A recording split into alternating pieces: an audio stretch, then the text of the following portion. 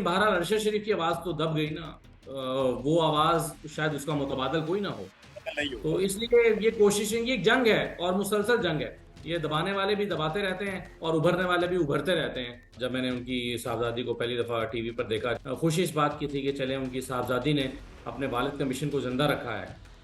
इसका मतलब ये है कि ये खानदान घबराया नहीं है, ये डरा नहीं है, बल्कि एक अज़्म और हौसले के साथ उन्होंने इस मिशन को फिर से शुरू करने और उसी मिशन को जो अरशद साहब ने का अधूरा रह गया उसको आगे बढ़ाने का फैसला किया। सदर के ओहदे में आसिफ जरदारी साहब भी सदर का ओहदा मांगते हैं। मौलाना फजल रहमान भी सदर लगना चाहते हैं पाकिस्तान के।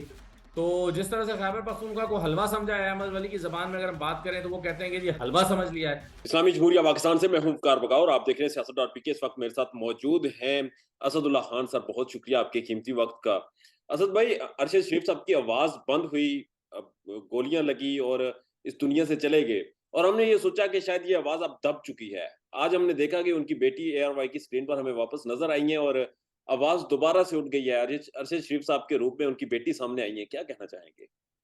देखें, ये खुशी और गम के मिले जुले तासुरात का दिन था जब मैंने उनकी साहबजादी को पहली दफ़ा टीवी पर देखा, जहां एक तरफ अरशद साहब की बहुत ज़्यादा कमी महसूस हुई एक मरतबा फिर, और एक मरतबा फिर एहसास हुआ कि कितनी कीमती आवाज़ दबाई गई है। लेकिन साथ ही साथ खुशी इस बात की थी कि चले उनकी साहबजादी ने अपने वालिद का मिशन को ज़िंदा रखा है।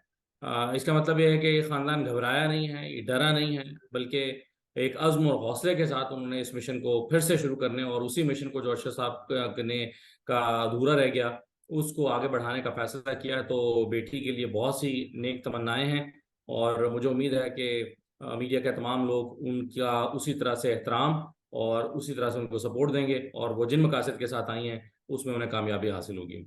बहरहाल सर, आवाज बंद हो सकती है, आवाज दबाई जा सकती है, ताकत का इस्तेमाल कामयाब हो सकता है। देखें, दबाई तो गई है, क्यों नहीं दबाई जा सकती। अरशद शरीफ की आवाज़ दबा दी गई है और अरशद शरीफ अपने अपनी एक हैसियत में बिल्कुल अलग और अकेले थे। उस तरह के दीवाने और निकलते रहते हैं वक्त के साथ साथ। आवाज़ किसी और शक्ल में सामने आती रहती है। लेकिन बहरहाल अरशद शरीफ की आवाज़ तो दब गई ना। वो आवाज़ शायद उसका मुतबादल कोई ना हो। नहीं तो होगा। इसलिए ये कोशिशें, ये एक जंग है और मुसलसल जंग है। ये दबाने वाले भी दबाते रहते हैं और उभरने वाले भी उभरते रहते हैं। तो ये सिलसिला इसी तरह से चलता रहता है। बहरहाल सर, हम पॉलिटिक्स पे थोड़ी सी डिस्कशन करते हैं कि इस वक्त जो 14 जमाती इत्तेहाद है उसमें हम्म। आजकल इलेक्शन की भी बाज़गश्त है और ये तकसीम ओहदे भी तकसीम होना शुरू हो चुके हैं। तो सर, क्या लगता है किसको क्या मिलेगा, कौन क्या मांगता है, मामलात क्या चल रहे हैं? हाँ हाँ, मांगने को तो देखें, बहुत कुछ मांगते हैं लोग। अभी आजकल जो एक पेंडोरा बॉक्स खुला हुआ है खैबर पख्तूनख्वा में, और इसके बारे में जो कहा, एतराफ़ किया गया कि ये एक ऐसी हुकूमत है नहीं है जो न्यूट्रल हुकूमत हो, न्यूट्रल निगरान हुकूमत, बल्कि इसमें सबका हिस्सा है। सबके तीन तीन चार चार वजीर लगे हुए हैं। बल्कि लड़ाई तो ये तब पड़ी कि जब एक जमात ज्यादा वजीर ले उड़ी और बाकियों को एहसास हुआ कि हमारे तीन तीन हैं, उनके पास छह हैं या छह से भी ज्यादा हैं। तो अगर सबके बराबर के वजीर रखे जाते तो ये लड़ाई ना पड़ती। तो लड़ाई यहां से पड़ी और उसके बाद ये मामला इस तरह एक्सपोज हुआ है। बल्कि सलीम साफी साहब ने तो कल ये कहा है, खैबर पख्तूनख्वा के मामला को बहुत अच्छे तरीके से जानते हैं। तो सलीम साफी साहब कहते हैं कि बहुत सारे लोग जो नवाजे गए हैं वो सियासी शख्सियात की ATMs हैं, यानी फाइनेंसर हैं जिन्होंने इनको इलेक्शन लड़ने में आगे सपोर्ट देनी है, मुआवनत करनी है, तो उनको नवाजा गया है। तो अल्लाह ही हाफिज है। फिर जब आप मुख्तलिफ सियासी जमातों को कोटा दे देते हैं कि हाँ जी तीन अपने दे दें, तीन हमारे हैं, तीन उनके, तीन फुलां के, तो इस तरह करके हुकूमत बनाई जाती है। अब आगे जो जिन चीजों पे नजर है वो मसला उनमें से एक सदर का ओहदा है। सदर के ओहदे में आसिफ जरदारी साहब भी सदर का ओहदा मांगते हैं। मौलाना फजल रहमान भी सदर लगना चाहते हैं पाकिस्तान के।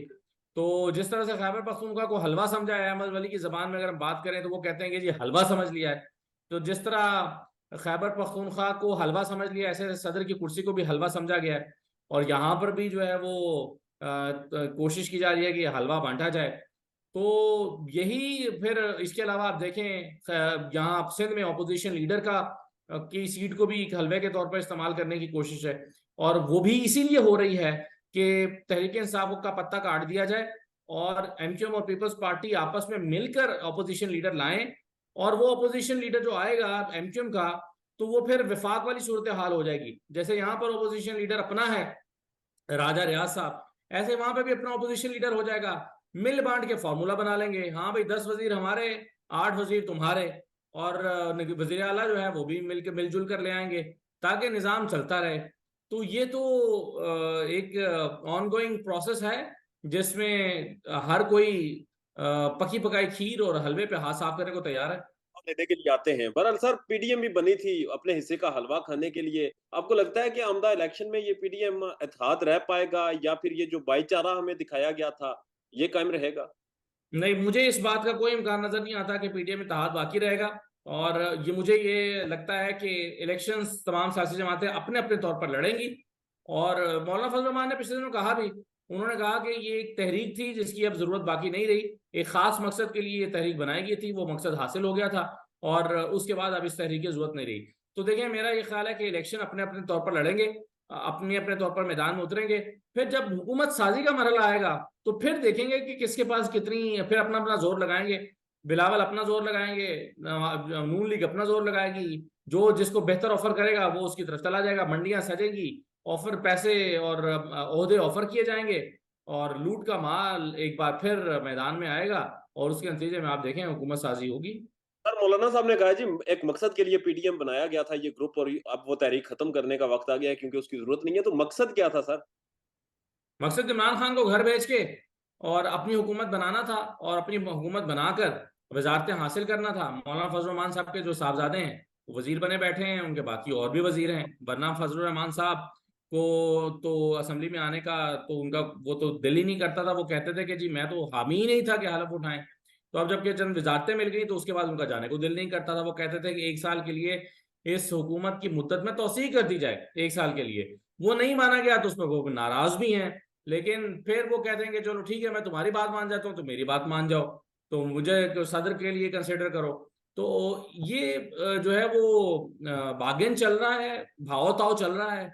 और यही मकसद था पीडीएम का कि इक्तदार पर विराजमान हो, और वो इक्तदार के मजे लूट लिए।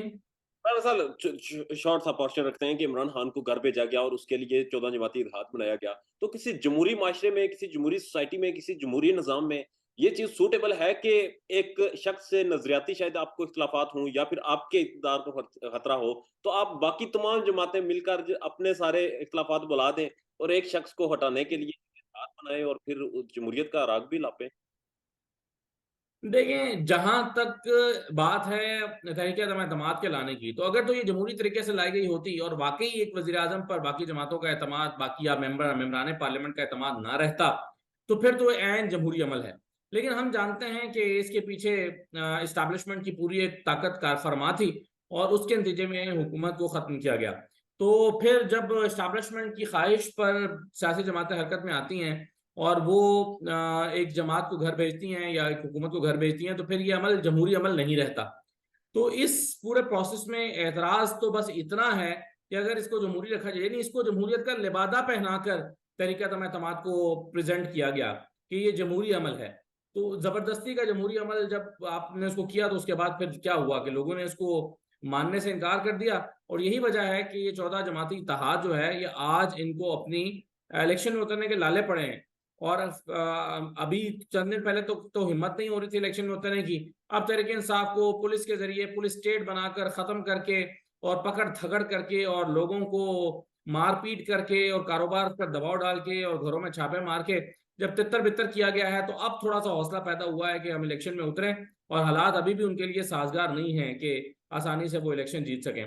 तो फिर यही होता है, जब गैर जमहूरी तरीके से हुकूमत को घर भेजा जाता है, तो उसके नतीजे में फिर जो 1 साल के लिए वजारतों के मजे लूट लिए, उसके बाद फिर अब चैलेंजेस सामने हैं, और वो चैलेंजेस का सामना करना मुश्किल हो रहा है।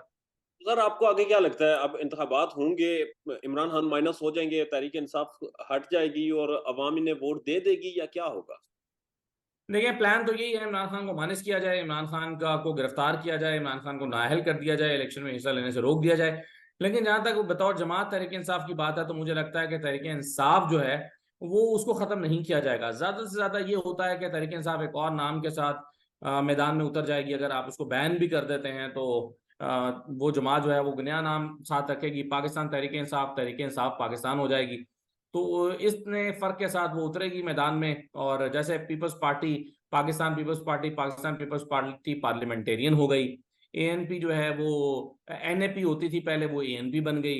एमक्यूएम होती थी तो एमक्यूएम पाकिस्तान हो गई। तो इतना सा फर्क तो पड़ सकता है, लेकिन इसके नतीजे में जो है वो इमरान खान की अदम मौजूदगी में इलेक्शन में अब क्या होगा ये देखना पड़ेगा। ज्यादा खदशा मुझे इस बात का है कि रिजल्ट्स के साथ जो है वो हेर फेर किया जाएगा।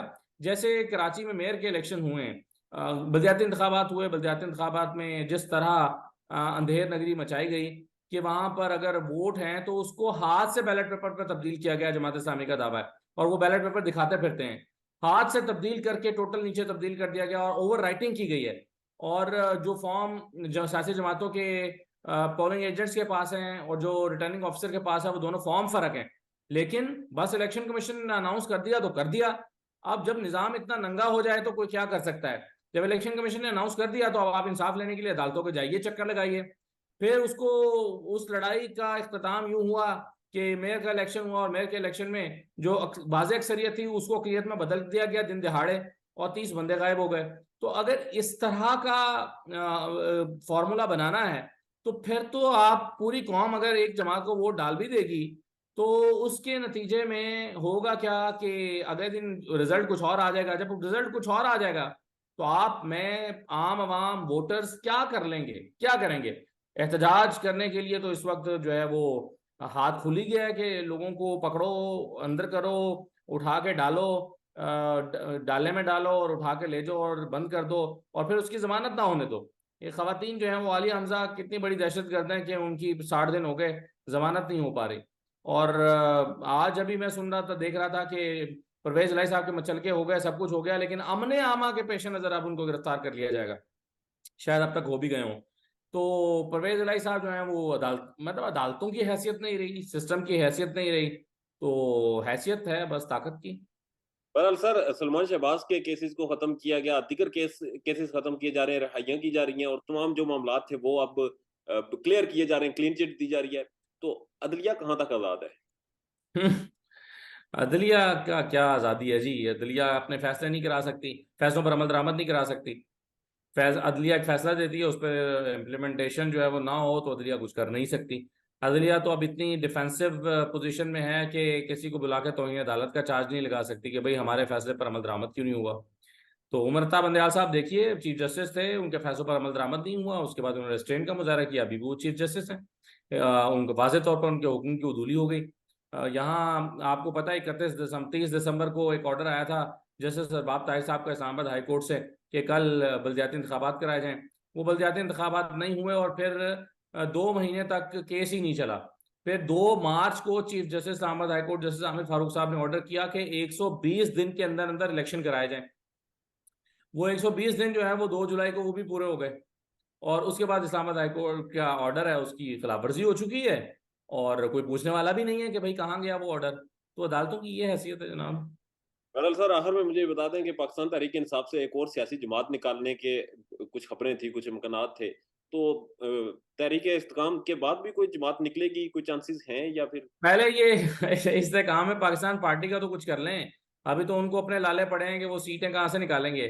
अभी आज की तारीख तक तो इस्तेकाम में पाकिस्तान पार्टी की एक सीट भी निकलती दिखाई नहीं दे रही, अगर फेयर इलेक्शन होते हैं, फ्री एंड फेयर इलेक्शन होते हैं। तो पहले जो एक ग्रुप निकाला है उसका कुछ करेंगे तो दूसरे ग्रुप को बनाएंगे ना। अभी तो पावर शेयरिंग फॉर्मूला नहीं बन पा रहा पाकिस्तान में कि अगर हमने फर्ज करें कि शहबाज शरीफ को वज़ीर आज़म बनाना है तो बाकियों को क्या देना है। बिलावल को भी कुछ देना है, कुछ जहांगीर तरीन को देना है, कुछ चौधरी सरवर को देना है, कुछ चौधरी शुजात को देना है, इन सबको कुछ बांटना तो है ना। वो सलूक तो करना आसान नहीं है जो मुस्तफा कमाल के साथ किया था। तो अभी तो शेयरिंग फार्मूला नहीं बन रहा कि कैसे कैसे इनकी तकसीम करनी है, कितनी कितनी करनी है, और फिर हुकूमत बनानी कैसे। तो ये जमात तो बनाना, अब मेरा नहीं ख्याल कि एक और जमात या ग्रुप बनाना इतना आसान है। अब सियासी इस्तेकाम के खैबर बगैर पख्तूनख्वा में, खैबर पख्तूनख्वा में बनेगा अलबत्ता, खैबर पख्तूनख्वा में होगा। पंजाब में जो कुछ हो गया है उसी को संभाल ले तो काफी है। बहुत शुक्रिया।